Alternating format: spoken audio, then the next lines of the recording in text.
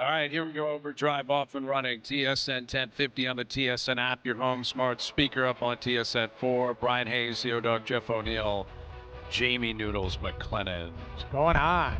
What's going on? Guys, I got to tell you, Cause, he had this guest on. He made me depressed almost immediately. No. This guy's name was Peter Apple, baseball guy. And he started saying that Vladdy has basically in this series been driving the ball directly into the ground.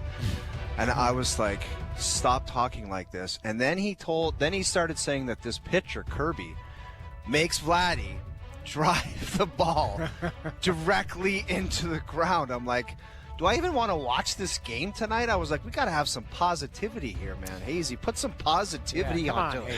I want to. I do want to be positive going into the game tonight. I know. But that's how he was describing Vladdy's little stint. He's like, this guy is hammering this thing directly into the ground. Yeah, it's nuts. At times he's been unlucky. They've all been a little bit unlucky. You know, baseball stats, you can find, different things where you're hitting the ball and where the defenders happen to be, and are you getting lucky in terms of finding gaps and all that kind of stuff. But ultimately, it doesn't matter. Yeah. Like in the How playoffs. come there's not like a hockey stat? Like I just saw a stat about EP40 where it was like, stats are saying he's going to break out of it. And I was like, where does that come from? It's got to be like you guys probably every once in a while do the old back in my day, and Dude, I wish I'll tell you back in my day there was no stat that said this was the stat for my day. This guy sucks right now. That's right. Yeah, that's what I'm saying. There was no stat saying this guy really looks, by the numbers I'm looking at, that he's going to break out of this any second. Modern athletes have to love it because you can almost manipulate everything. Not quite everything, but almost. Where you can find a guy who is just playing horribly and say, you know what, though, if you look at this stat, this would indicate things are moving in the right direction. Pick. That's what you do, is you cherry pick. Yes. You go, this guy's had lots of shot attempts. He's had lots. Honestly, I've watched Vancouver I love that play. one. Puck luck. I've watched Vancouver play. We've talked about this. Top players have to be top players. Thatcher Demko looks like he's returned. He looks awesome. EP40, Elias Pettersson doesn't look great. I'm sorry. Whatever number that you can suggest that he does look great, the proof is in the pudding, where when you watch top players play, the guys who make the most money on the ice, they're the most noticeable for the most part. Off night here or there. Pettersson, watching those games, he was not. Their best player was Sherwood, Kiefer Sherwood. Mm-hmm. He's flying around, hitting people, scoring goals, doing all these things. He looks good. Demko looks good. We know Quinn Hughes is what he's gonna bring to the table. Even on an off night, Quinn Hughes was -3 the other night. He had 5 shots on goal. He looked good. Like he was all over. It just didn't work out for him. It happens.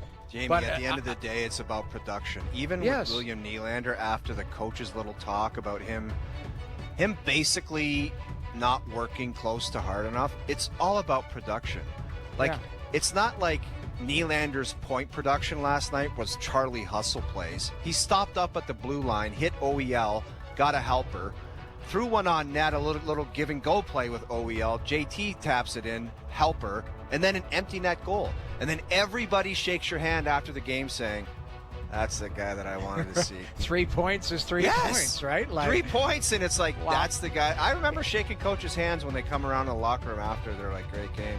We're like, empty net, you get a goal and assist. It was like, I was so bad out there. But it's about production and wins, man. I said that last night in the panel about Easton Cowan. That's all that matters. You got to produce, and your team wins, then keeps the flies off. 100%. Like, we could have been talking something different today about the goaltender.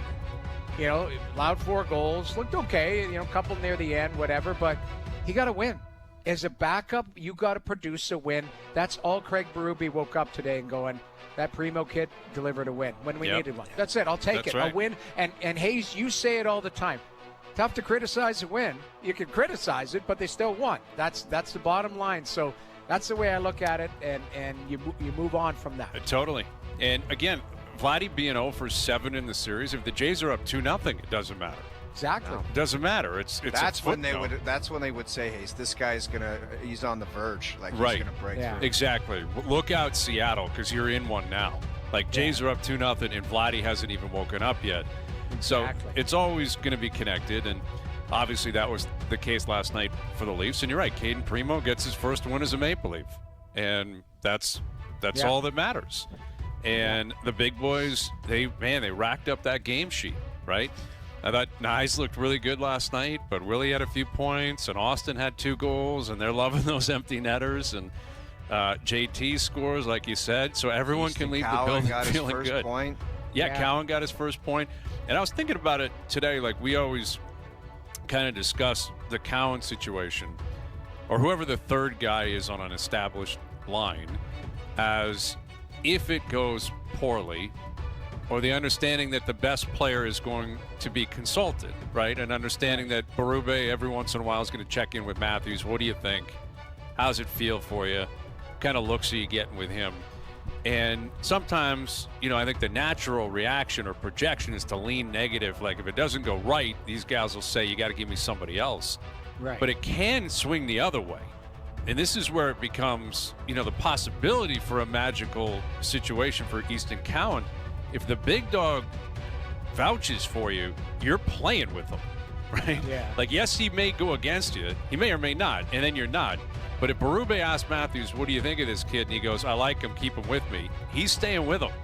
So he needs to make sure Austin is happy before Craig is happy, before anyone else is happy. That's true. Because if Austin is vouching for him and Matthews is feeling it, and I thought Matthews looked pretty good last night. And again, that top line, they looked good, and everyone was getting cookies. And, it was a fun game. It turned into be a pretty entertaining game. But Cowan, the guy he's really auditioning for is 34. That's who he needs in his corner. And it looked like he was pretty happy with him last night, and he probably should be. Yeah, I mean, we even talked about it the game before against Detroit. Cowan puts Matthews in on a breakaway. I said, if Matthews scores on that breakaway against Talbot and they win the game, that was Cowan's first point. But that was a beautiful play in the neutral zone there. And he, Austin mirrors the puck. Cowan gets it to him. Little turnover. Away you go. Get the assist. This was a sick play by both of them. Like Matthews stopping on a dime like that. Like that was Nyes, I thought was outstanding last night. Yeah. I thought Nyes was really good. And I thought their goaltender, he might as well take his jersey off after the first. Well, what's he going to do on that one? Like, he's not that's the only that. good goal that was really scored. The John Tavares one, he was in the corner. He might as well shot it in himself. Ridiculous. And that Bobby McMahon goal was outrageous. It's not NHL goaltending. It was terrible. Like I'm good for the Leafs, but I'm looking at that Annunen and going, what the hell is he doing in the net? Well, it's ridiculous. That's why he's jumped around and he's a backup in Nashville. Well, even the other, like I get that Marcia so waves at that, but that McCabe goal was like a shot from the point. Like I don't know what offense was from the going point. on. Hey, you gotta have it. Guy getting offense from the point. Hayes, you're so right about Easton Cowan and Matthews. I can remember when I got my duty of centering Brendan Shanahan, and I got injured. So I get injured, and then this guy gets called up from the minors, and Shanny starts ripping home goals. And I'm watching this from the press box, and I'm like, there's no way in hell I'm getting healthy and just going back on that line. So that's just all kinds of, like you think about it every day. And it takes a while. Like he's a 20-year-old rookie for him to say, like, there's some guys that go to the rink and there's different color practice jerseys where you know what color your practice jersey is going to be. Yeah. And until it might not be, probably not going to be all year where he feels comfortable that he's going to have the same color as Austin Matthews, right? Because it's just, there's a lot of moving parts. Very early. And it's they played 4 games. He's early. Played 2. He didn't play the first 2 games. The team has to have success. The line has to have success. He's got to feel comfortable. He still has all these things going on around him where he's getting comfortable with the league. Doesn't know what tuna tartare is. There's just a lot of things going on for him and a lot of things to worry about, especially when you know you're going on the ice. And fighters have always talked about pressure, about, I got to fight that guy tomorrow night. Knowing you got to produce offense with the best player on the team on a nightly basis, and your positioning on the team depends on it, that's a tough gig, man. Yeah, there's anxiety that can come with that, for sure. Yeah, it's not like the London Knights where you're just going to go out there and stay on the ice for 2 minutes and do whatever you want and dangle and points. Well, it's like, it's the real deal. Like, you're playing with one of the best players in the world, and it's got to go for him for you to kind of stay there. And you'll see, though, if he struggles a little bit, you'll see him go down the lineup and then maybe back up it. Like, I just don't think – I think Easton Cowan's first year, especially early on here, that there will be some ups and downs. There may be a pocket where he's on fire, feels good, and you're right, 34 goes – we got to play with this guy, you know, or we want him on the line. And then there might be some growing pains where it's like, okay, pushed out of a game for 2 or 3 games. Somebody else goes in there and he goes down the lineup and plays third or fourth line minutes, but then gets his way back up there. Like it's this is just the start of his career. Like, this is literally, we're watching the start of this kid's career. We've known about him for years because he's a draft pick and winning in London and all of that, but literally he's just starting his career. It's exciting to see, what his ceiling is going to be, but it's going to be an up and down year for him. There's going to be a lot of great storylines for him. Well, and this is something that I'm certain they don't consider, nor should they. Craig Berube is a coach in a professional sports league. His job is to win. But it's a very entertaining story, and it's a very good distraction. And it's something that I feel like the fan base is gravitating towards, right? There hasn't been a young guy coming up in a while. Nyes was the last one, and that was a few years ago. Yeah. Prior to that, you got to go back 10 years. Like 10 years ago when Matthews and Marner and Nylander showed up. It's been a long time. Yeah. And there is something very refreshing about the story with a team that, again, is very familiar, very similar, kind of old, set in their ways, going about their business. Again, there's nothing wrong with that. I think that's actually advantageous in sports, and I think it will benefit them long term, is that, continuity and the average age of the team. But from a fan perspective, the Cowan story is intoxicating. It's fun. It's absolutely. And let's face it, it's not as fun if he's on the fourth line playing 8 minutes. Right. Like, what makes it particularly fun and a distraction from the guy who left and everything else that happened over the offseason is he's playing with Matthews and Nyes, and he's playing big minutes and he's getting rave reviews. And, I think they're protecting him pretty well in terms of he's not doing the intermission stuff. And last night it was McCabe and Matthews, and they're not gonna. The Leafs, they know kind of how to run this business and this operation, and they're gonna try to. We love asking in this city, like, every single person in the organization about one guy. It's like, yeah, it gets a little bit. McCabe scores a goal, and they're like, "What do you make of Cowan's game?" That's what's happening. That's what's going to happen. No, I know, but the guy rips home a goal. He doesn't score that much, and it's just like, I think it was Masters. Yeah. Obviously, it was Masters. You think he's to Cowan? First question, he's like, Cowan's game? Like, no. It's so good, though. It's so good. It was like Justin Leonard at the British Open, where he shot 65, and the guy goes, "What did you think of Tiger's 63?" He's like, "What the hell are you talking about?" And you're right with McCabe, because he may have had whiplash when they said Masters wants to talk to you. I don't recall the last time that guy ever did an intermission. Dude, I don't either. I don't remember. It's great, though. Him on the team, the Leaf games I've done, I don't remember him ever doing that. No.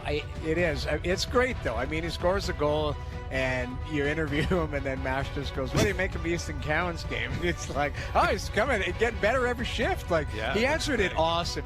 You know what? They've all been good. And the worst part, Noodles, is if you're if you're in the dumps and you get benched and then someone just throws a microphone in front of you, you're like, "Easton Cowan, thoughts on that little stud?" Yeah. And you're like, I don't even care to talk to you about anything, let alone this rookie not stealing the spotlight. And again, they're an old team, man. Like, Nyes is, 22 or 23? I think, And he's the youngest guy. Like, a large majority of them are late 20s, early to mid-30s. So, and he's not 18, he's 20. They sent him back multiple times, right? Like, he's not an 18-year-old kid. Every year counts for something in terms of maturity. But he really does stick out because he's so much younger and so much more raw than everyone else on the roster. But a win is a win is a win. And then they're down in New York, and the Rangers have been shut out 3 straight games at home. That is an NHL record to start the season. Imagine wheeling out your new coach, and things are changing, and we're going to start making some noise. and you don't score a goal for 3 games?